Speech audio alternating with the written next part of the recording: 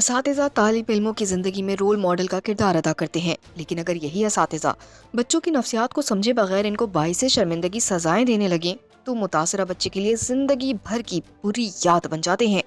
کچھ ایسا ہی ہوا کراچی کے علاقے ناظم آباد کے پرائیویٹ انگلش میڈیم اسکول میں، جب ایک ننھے طلبہ موسیٰ کو ساتھی ہم جماعتوں سے اردو بولتے سنا اس کی ٹیچر نے، اور بجائے اس کے کہ وہ اسے پیار سے سمجھاتی، اسی اردو کو انگریزی جملے میں بچے کو بتاتی اور کہتی کہ ایسے نہیں، ایسے بات کرنی ہے بیٹا انگلش میں، تو شاید موسیٰ اس شدید ذہنی اذیت سے نہ گزرتا جو اس کو اس کی ٹیچر نے سزا دے کر دی۔